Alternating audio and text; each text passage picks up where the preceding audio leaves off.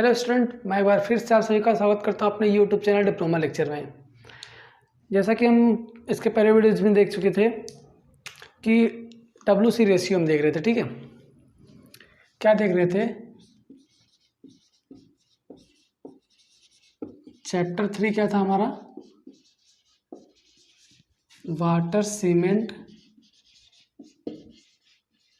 Ratio. ठीक है, ये हम क्या कर रहे थे, देखे थे पिछली वीडियोज़ में। ठीक है, इसमें हमने लगभग टॉपिक्स कवर कर रहे थे। कुछ टॉपिक्स बचे थे जिनको हम आज कवर करेंगे। ठीक है, तो जो हमने लास्ट टॉपिक कवर किया था वो क्या था हमारा? WC रेशियो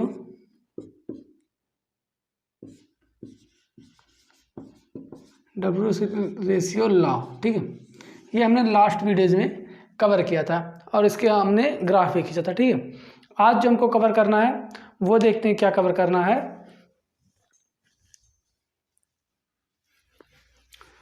आज हमको कवर करना है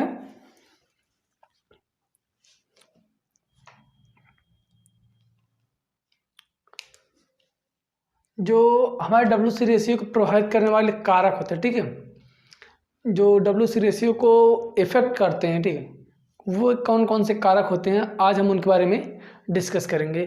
ठीक है, तो इसमें जो पहला लिख देते हैं हम, WC रेशियो को प्रभावित करने वाले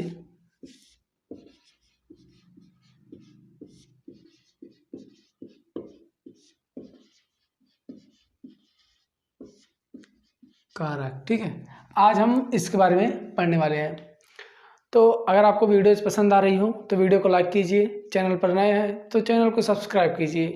ठीक है, तो देखते हैं हम हमारा कौन कौन से ऐसे कारक होते हैं जो हमारे WC रेशियो मतलब वाटर सीमेंट रेशियो को प्रभावित करते हैं। ठीक है, इसमें जो पहला हमारा आता है, ठीक है, तो जो पहला कारक हमारा आता है वो क्या होता है कि इंटरनल मॉइस्चर। ठीक है, internal moisture of concrete.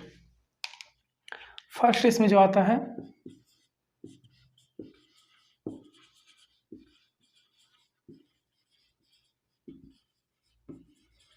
Internal moisture of concrete. ठीक है,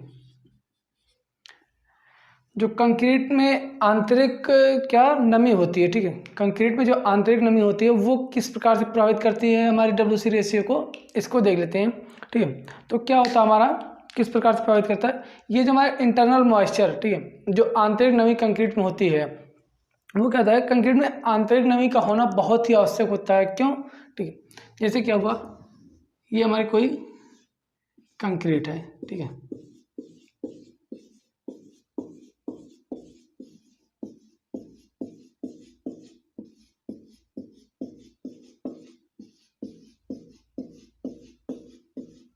ठीक, ये क्या हुई हमारी कंक्रीट कोई हो गई। ठीक है, इसमें जब तक, ठीक है, जब तक क्या होगा हमारा इंटरनल मॉइस्चर इसमें जब तक होगा तब तक तो इसके हाइड्रेशन की जो क्रिया, जलायोजन की जो क्रिया होगी वो बहुत बढ़िया से होगी।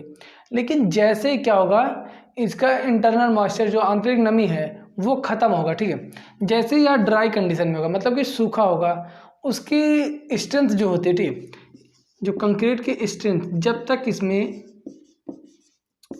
तक क्या होगा इसमें इंटरनल मॉइस्चर होगा,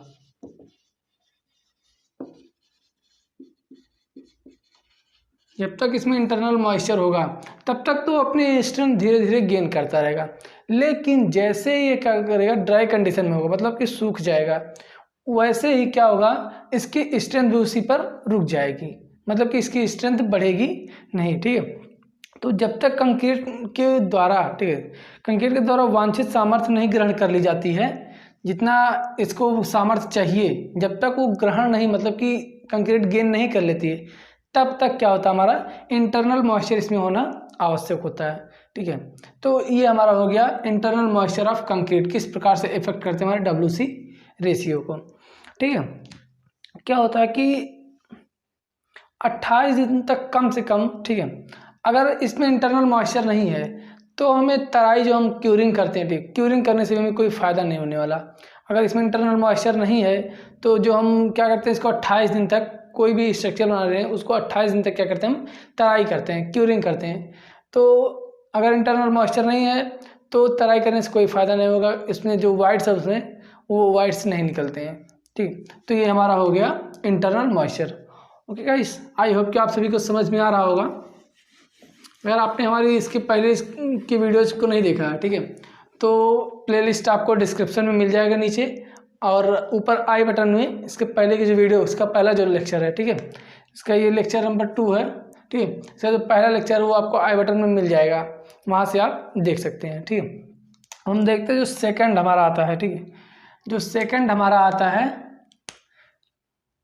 वो क्या होता है।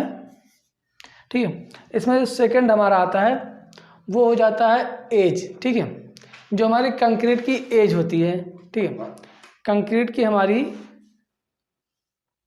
एज होती है वो किस प्रकार से हमारी WC रेशियो को प्रभावित करती है। यहाँ हो जाएगा एज ऑफ कंक्रीट। ठीक है, अब देखते हैं कि जो हमारे कंक्रीट की आयु, ठीक है, effect of age on strength of concrete. ठीक है, effect of age on strength of concrete. ठीक है, मतलब जो हमारी कंक्रीट की सामर्थ्य होती है वो किस प्रकार से हमारे, मतलब कि जो कंक्रीट की एज होती है, जो कंक्रीट की एज होती है वो किस प्रकार से हमारे कंक्रीट की जो सामर्थ्य होती है उस पर इफेक्ट डालती है। ठीक है, किस प्रकार से उसको प्रभावित करती है, इसको भी हम देखते हैं। ठीक है, तो क्या होता है जनरली कि जो WC रेशियो होता है, ठीक है, कि नियम की वैधता के लिए, ठीक है, कि नियम की वैधता कंक्रीट प्रतिदर्शों की जी, ठीक है, जो कंक्रीट का स्पेसिमेन हम लेते हैं। ठीक है, कंक्रीट स्पेसिमेन, कंक्रीट स्पेसिमेन, जो कंक्रीट स्पेसिमेन हम लेते हैं किसके लिए। ठीक है, इसकी जो हमने क्या पढ़ा WC रेशियो लॉ, उसके लिए, ठीक है, उसको सिद्ध साबित करने के लिए, मतलब कि सही साबित करने के लिए जो हम कंक्रीट का स्पेसिमेन लेते हैं, ठीक है, वो क्या हमारा उसकी आयु जो होती है, कंक्रीट की जो स्पेसिमेन होती है उसकी आयु हमारे लिए समान होनी चाहिए। ठीक है, सामान्यतः जो कंक्रीट होती है, ठीक है, ये अपनी सामर्थ्य 28 दिन में क्या होती है, ग्रहण कर लेती है, परंतु इसके पश्चात भी कंक्रीट क्या होती है, धीरे धीरे अपनी और सामर्थ्य ग्रहण करती जाती है। जो हमारा होता है, जो हम क्यूरिंग करते हैं, ठीक है, क्यूरिंग हम जनरली कितना करते हैं, 28 डेज ये क्यूरिंग हम करते हैं इंडियन स्टैंडर्ड के अनुसार। ठीक है, इतने दिन तो हमारा जो कंक्रीट होगा, स्ट्रक्चर होगा, वो अपनी सामर्थ्य तो लेगा ही, लेकिन 28 दिन के बाद जब हम क्यूरिंग नहीं करते हैं तो भी उसमें जो मॉइस्चर होते हैं, किसमें, इंटरनल जो मॉइस्चर होते हैं, ठीक है, अभी हमने पढ़ा है इंटरनल मॉइस्चर। ठीक है, जो इंटरनल मॉइस्चर जो होते हैं उसके द्वारा धीरे धीरे क्या होता है, ये कंक्रीट हमारा जो होता है वो धीरे धीरे स्ट्रेंथ अपनी और स्ट्रेंथ गेन करता है। ठीक है, 28 दिन में तो जितना चाहिए उसको ले लेगा, लेकिन धीरे धीरे क्या करता है, वो अपनी और स्ट्रेंथ को गेन करता रहता है। तो ये हमारा होगा किस प्रकार से जो हमारे कंक्रीट की एज होती है ये इफेक्ट डालती है कंक्रीट के स्ट्रेंथ पर। ठीक है, तो ये हमारा हो गया age of concrete, effects of age on concrete strength. ठीक है, नेक्स्ट जो इसमें हमारा आता है वो क्या होता है, ठीक है, वो है इफेक्ट्स ऑफ टेम्परेचर। ठीक है, effect of temperature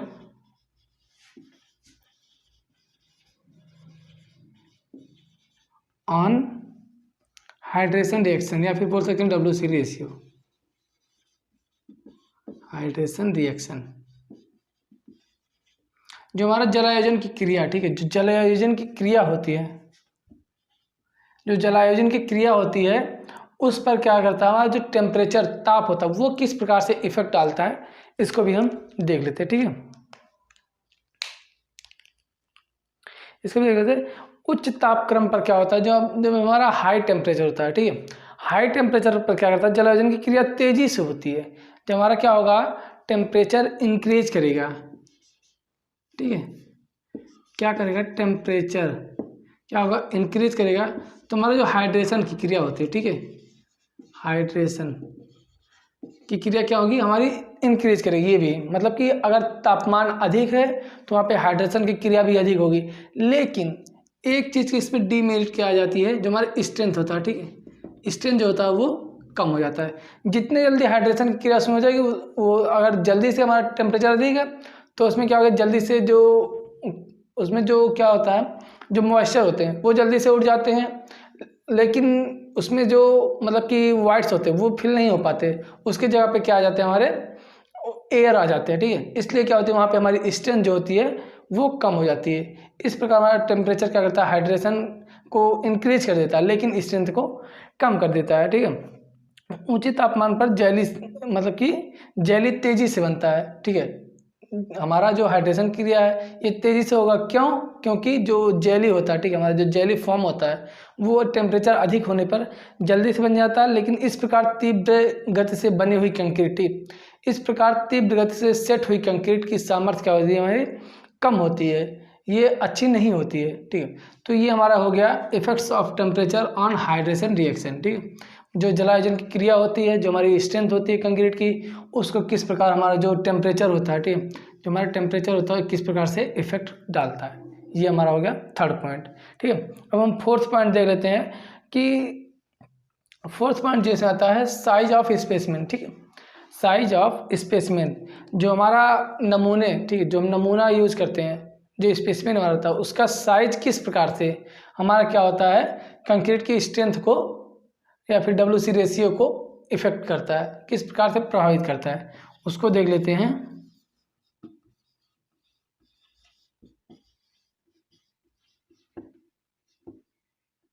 size of specimen, ठीक,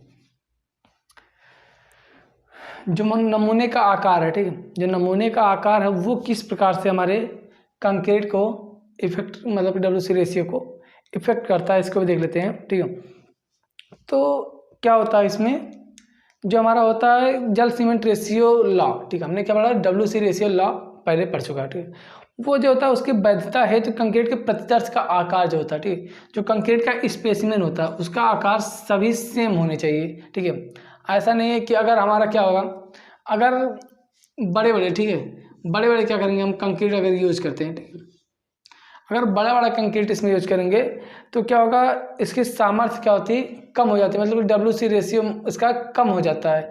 लेकिन अगर हम छोटे छोटे क्या करते हैं, एग्रीगेट यूज करते हैं कंक्रीट में, तो उसकी सामर्थ्य अधिक हो जाती है। ठीक है, इसको डायरेक्टली हम क्या कह सकते हैं कि जल सीमेंट अनुपात के नियम की वैधता के लिए जो हमारा कंक्रीट के प्रतिदर्श का आकार होता है वह समान होना चाहिए। ठीक है, तभी क्या होगा, सामर्थ्य का सही से तुलनात्मक अध्ययन होना संभव, मतलब कि तभी क्या होगा, हमारा सामर्थ्य होगा, स्ट्रेंथ होगा, जब क्या होगा, हमारा समान आकार रहेगा।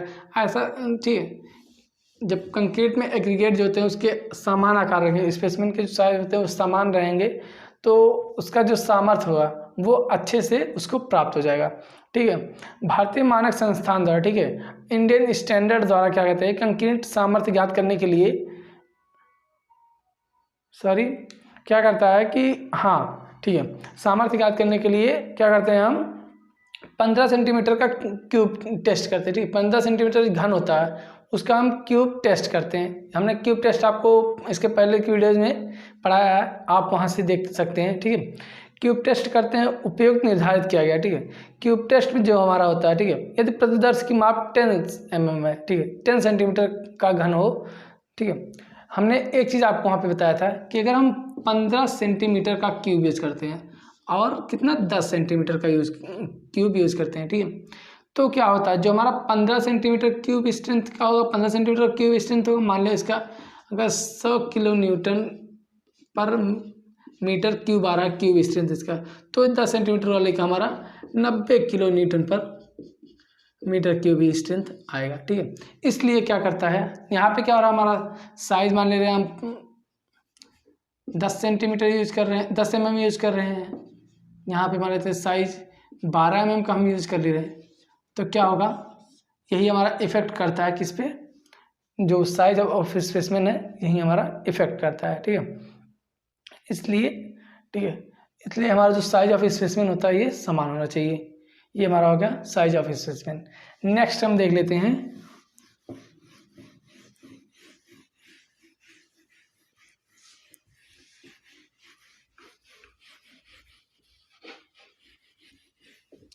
ठीक है, अब नेक्स्ट हम देखते हैं, नेक्स्ट जो हमारा है क्यूब स्ट्रेंथ, ठीक है। जो हमारा क्यूब स्ट्रेंथ होता है, जो हमने क्यूब टेस्ट किया है उसका जो क्यूब स्ट्रेंथ होता है वो भी क्या करता है, हमारे WC रेशियो को प्रभावित करता है। इसलिए हमें जो क्यूब टेस्ट करते हैं वो उसको हमें क्या है स्टैंडर्ड पर, ठीक है, जिस प्रकार हमारा बताया गया कि 28 दिन तक उसको तराई करते हैं क्या, ठीक है। उसके बाद जो हमारा कंप्रेसिव स्ट्रेंथ टेस्ट मशीन होता है उस पर ले जाके उसको टेस्ट करते हैं, कितने कितने दिनों पर टेस्ट करते हैं, वो हमारा एक पर्टिकुलरली होना चाहिए, ठीक है। क्या हमारा फिक्स होना चाहिए कि इतने दिनों पे हम करेंगे, ठीक है। तो इस प्रकार हमारा जो क्यूब स्ट्रेंथ हमारा होता है, ठीक है, क्यूब स्ट्रेंथ ऑफ कंक्रीट, ये भी क्या करता है हमारा क्यूब स्ट्रेंथ ऑफ कंक्रीट, ये भी क्या करता है हमारे WC रेशियो को इफेक्ट करता है। अगर WC रेशियो इसमें कम है तो स्ट्रेंथ इसकी कम आएगी। WC रेशियो अगर सही है या फिर तो स्ट्रेंथ तो जितना चाहिए उतना आएगा। अगर कम या फिर ज़्यादा, जैसे हमने क्या पढ़ा था आपको 2.2 से अगर कम है WC रेशियो तो क्या होगी, इसकी स्ट्रेंथ खराब आ जाएगी, मतलब कम हो जाएगा। अगर 0.6 से अधिक है तो भी क्या होगा, इसकी स्ट्रेंथ उतनी नहीं आएगी। अगर 0.4 से 0.6 के बीच में WC रेशियो है तो इसकी स्ट्रेंथ भी हमारी बढ़िया आएगी, ठीक है। जितना चाहिए हमें उतना स्ट्रेंथ मिल जाएगा। और जो इसके क्यूब टेस्ट हमने टेस्ट कर लिया, ठीक है, उसके लिए एक फार्मूला होगा कि क्यूब टेस्ट हम कैसे, मतलब क्यूब की जो स्ट्रेंथ होती है उसको कैसे निकालते हैं। इसके लिए क्या करते हैं, मैक्सिमम वेट, ठीक है, इसको क्या करते हैं हम मैक्सिमम वेट अपॉन में क्या करते हैं, जो हमारा घन का, ठीक है, area of section, area of cube या फिर बोल सकते एरिया ऑफ क्यूब, ठीक है। जब ये डिवाइड करते हैं तो हमारा क्या आता है, यहाँ पे स्ट्रेंथ निकल के आ जाता है न्यूटन पर मीटर स्क्वायर में, ठीक है, न्यूटन पर मीटर स्क्वायर में ये हमारा निकल के आ जाता है। ये हमारा हो गया WC रेशियो को प्रभावित करने वाले कारक, ठीक है। ये हमारा टॉपिक बचा हुआ था। और हमारे एक इसमें टॉपिक आता है यूजेज ऑफ CRRI चार्ट, ठीक है। CRRI का मतलब क्या है कि जो हमारा होता है, ठीक है, सेंट्रल रोड रिसर्च इंस्टीट्यूट, ठीक है, इसको बोलते हैं सेंट्रल रोड रिसर्च इंस्टीट्यूट। क्या CRRI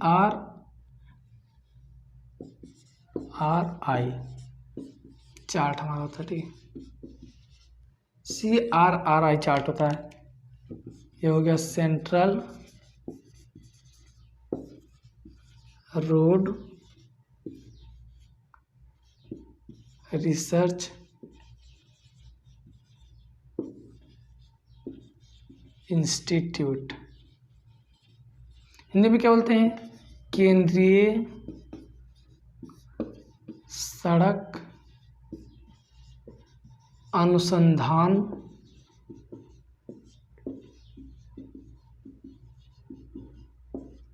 संस्थान, ठीक है। ये हमारा होता है CRRI, ठीक है। ये क्या करते हैं, इसमें जो हम बेसिकली करते हैं, ठीक है, वो हमारा जो हमारा IS कोड CRRI द्वारा एक चार्ट दिया गया, ठीक है। उस चार्ट में हम देखते हैं कि जो हमारा WC रेशियो बाई वेट, अगर हम बाई वेट WC रेशियो मतलब कि करते हैं, बाई वेट निकालते हैं, तो उसके द्वारा हमारा 7 दिन में 28 दिन में कितना स्ट्रेंथ गेन होता है, ये हमारा CRRI चार्ट में दिया। ये आपको बहुत ज़्यादा इम्पोर्टेंट नहीं है, एग्ज़ाम में बहुत कम आते हैं, मतलब कि ना के बराबर आने के चांस इसके रहते हैं, ठीक है। तो ये हमारा चैप्टर क्या होता है, यहीं पे क्लोज होता है चैप्टर 3, ठीक, WC रेशियो यहीं पे हमारा ख़त्म होता है, ठीक है। तो आज के लिए बस इतना ही, मिलते हैं नेक्स्ट वीडियो में नेक्स्ट चैप्टर के साथ। देख लेते हैं हमारा नेक्स्ट चैप्टर क्या है, ठीक है। अगर आपको वीडियो पसंद आई हो तो वीडियो को लाइक करें, चैनल पर नए हैं तो चैनल को सब्सक्राइब करें। और अगर आप नोट्स प्राप्त करना चाहते हैं, ठीक है, तो आप जल्द से जल्द हमारे सब्सक्राइबर्स को बढ़वाइए और हमारे व्हाट्सएप नंबर पर मैसेज कीजिए या फिर कॉल कर सकते हैं। और हमारे टेलीग्राम लिंक को ज्वाइन कीजिए, वहाँ से आपको नोट्स प्रोवाइड कर दिए जाएंगे, ठीक है। जो नेक्स्ट हमको चैप्टर 4 पढ़ना है, ठीक है, चैप्टर 4 जो हमको पढ़ना है उसमें पढ़ना है वर्केबिलिटी। वर्केबिलिटी ये चैप्टर आपके लिए बहुत इम्पोर्टेंट है, इससे क्वेश्चन तो आना कंफर्म होता है। कम से कम 8-10 नंबर क्वेश्चंस यहाँ से आपके एग्जाम में आ जाते हैं। ठीक है, इसमें कुछ टेस्ट हैं, हम आपको उसके बारे में बताएंगे। तब तक के लिए जय हिंद, जय भारत।